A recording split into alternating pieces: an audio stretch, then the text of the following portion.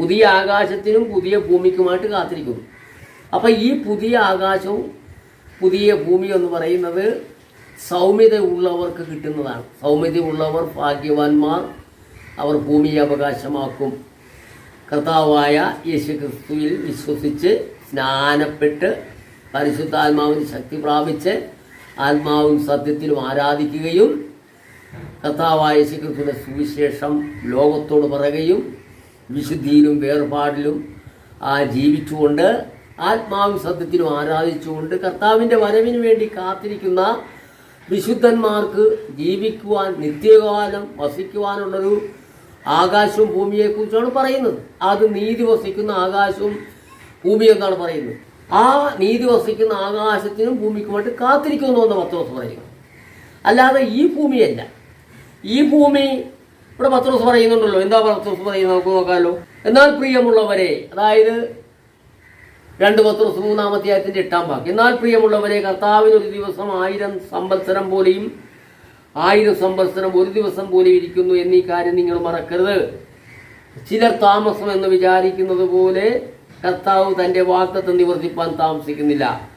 ആരും നശിച്ചു പോകാതെ എല്ലാവരും മാനസാന്തരപ്പെടുവാൻ അവൻ ഇച്ഛിച്ച് നിങ്ങളോട് ദീർഘക്ഷമ കാണിക്കുന്നതേ ഉള്ളൂ. കർത്താവിൻ്റെ ദിവസമോ കടനെ പോലും. അന്ന് ആകാശം കൊടുമുഴക്കത്തോടെ ഒഴിഞ്ഞു പോകും, മൂലപദാർത്ഥങ്ങൾ കത്തിയഴുകയും ഭൂമിയും അതിലുള്ള പണികളും വെന്തുപോവുകയും ചെയ്യും.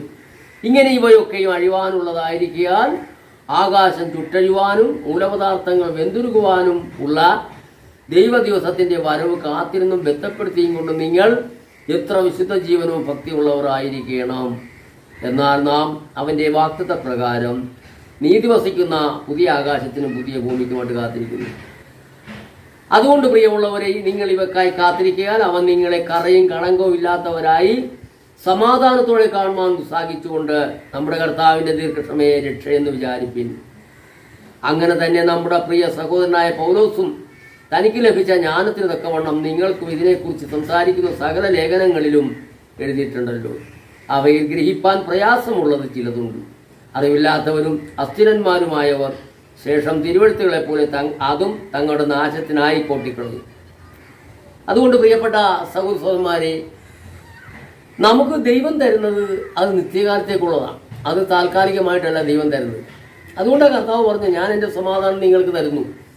ലോകം തരുന്നത് പോലെയല്ല, ഞാൻ എൻ്റെ സമാധാനം, നിത്യസമാധാനം ഞാൻ നിങ്ങൾക്ക് തന്നിച്ചു പോകും. അപ്പം ദൈവം തരുന്നതെല്ലാം നമുക്ക് നിത്യമായിട്ടുള്ളതാണ്.